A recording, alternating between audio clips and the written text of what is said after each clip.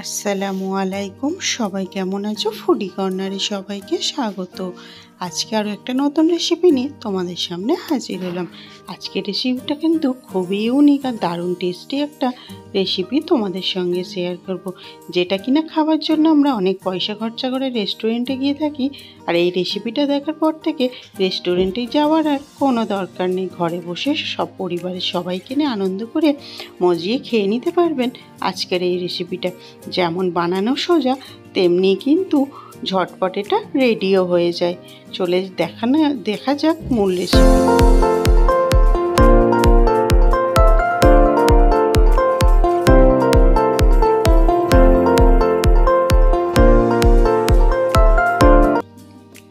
রেসিপিটা বানানোর জন্য আমি এখানে 300 গ্রামের মতো পনির নিয়ে নিয়েছি।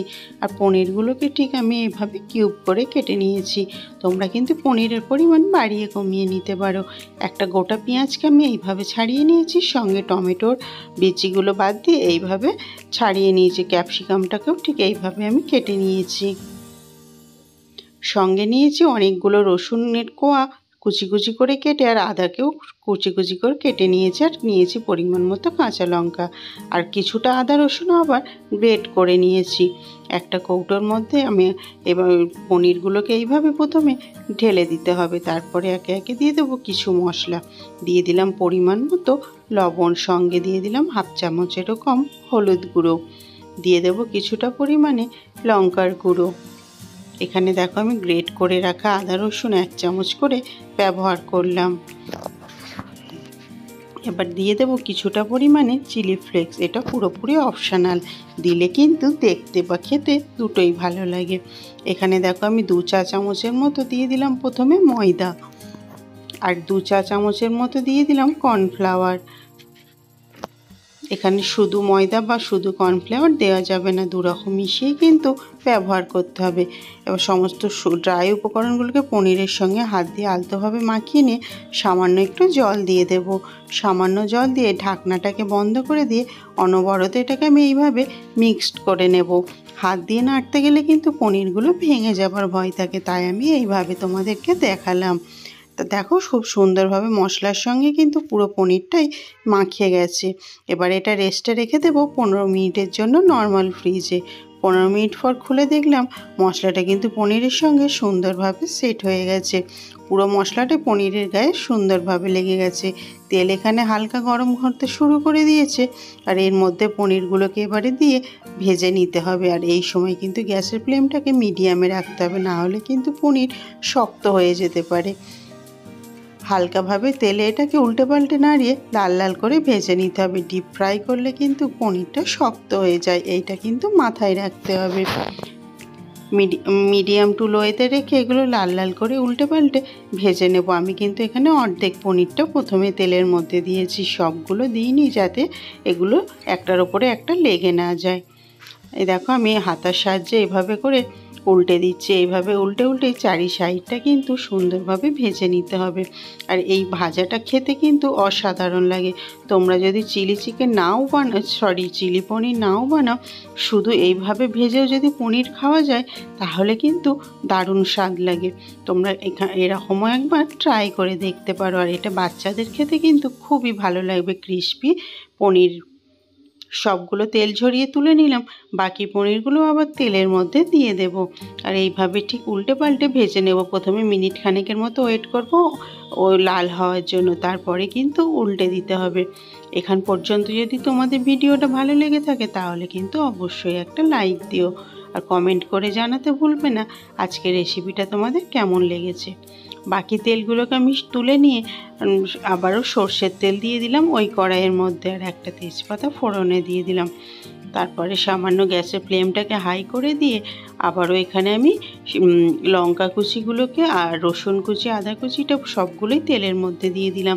এখানে আমি 4 থেকে 5টা কাঁচা লঙ্কা ব্যবহার করেছি, তোমরা চাইলে কিন্তু আরও বাড়িয়ে দিতে পারো। মিনিট খানেকের মতো তেলের মধ্যে এটা ভেজে নেব। হালকা লাল লাল হয়ে আসলে এর মধ্যে দিয়ে দেব প্রথমেই ক্যাপসিকাম। যেহেতু ক্যাপসিকামটা একটু শক্ত হয় বা সিদ্ধ হতে দেরি হয়, তাই ক্যাপসিকামটা আগে দিয়ে দিলাম। আর ক্যাপসিকামটা তেলের মধ্যে মিনিট খানেকের মতো ভেজে নেব। তারপরে দিয়ে দেব সেই কেটে রাখা পেঁয়াজগুলোকে। ক্যাপসিকাম পেঁয়াজটা তেলের মধ্যে খুব সুন্দর ভাজতে ভাজতে একটা কালার চলে আসবে। দেখো কালারটা কিন্তু অনেকটাই চেঞ্জ হয়ে গেছে। এই পর্যায়ে আমি এখানে 1 টেবিল চামচ পরিমাণ জল দিয়ে দিলাম, যাতে তলাইতে ধরে না যায় বা আদা রসুনগুলো পুড়ে না যায়। এরপরে দিয়ে দিলাম এখানে রেড চিলি সস 1 টেবিল চামচের মতো, 1 টেবিল চা চামচের মতো দিয়ে দিলাম এখানে আমি সয়া সস, আর 2 টেবিল চামচের মতো দিয়ে দিলাম টমেটো কেচাপ। এই 3টে সস কিন্তু এখানে ব্যবহার করতে হবে। আর সসটার পরিমাণ ঠিকঠাক দিলে তাহলে কিন্তু রান্নাটাও ঠিকঠাক হয়ে যাবে। সমস্ত উপকরণগুলোকে এবার সুন্দরভাবে নাড়িয়ে চাড়িয়ে মিশিয়ে নিতে হবে। আর এখানে আমি 2 চা চামচের মতো নিয়েছি কর্নফ্লাওয়ার। কর্নফ্লাওয়ারটা সামান্য জল দিয়ে এটাকে গুলে আমি একটা সাইডে রেখে দেব। চিলি পনির বানাতে কিন্তু কর্নফ্লাওয়ারটা অবশ্যই লাগবে। এই পর্যায়ে আমি দিয়ে দেব টমেটোটা যেহেতু তাড়াতাড়ি গলে যায় তাই এটা আমি কিন্তু শত শেষে দিলাম। দেখো কালারটা কিন্তু কত সুন্দর এসেছে। আর এই পর্যায়ে এবার দিয়ে দিতে হবে ভেজে রাখা পনিরগুলো। আমি কিন্তু এটা রান্না করতে করতেই 2-1টা পনির এমনিই খেয়ে ফেললাম, এতটাই দারুণ আর এতটাই টেস্ট হয়েছিল। সমস্ত উপকরণগুলোকে এইভাবে উল্টে পাল্টে নাড়িয়ে যাব 1.5 থেকে 2 মিনিটের মতো। কোনো রকম চাপা দেওয়ার কোনো দরকার নেই। আর সেই কর্নফ্লাওয়ার গলা জলটাও এবারে এর মধ্যে দিয়ে দিতে হবে। সামান্য আরও একটু জল দিয়ে আমি ধুয়ে আবারও দিয়ে দিলাম। হাতার সাহায্যে এবারে অনবরত কিন্তু নাড়িয়ে যেতে হবে। এটাকে কোনো চাপা দিয়ে রান্না করার কোনো প্রয়োজন নেই। রান্না কিন্তু হতে আর বেশি দেরি নেই। কালারটাও কিন্তু এসেছে অসাধারণ।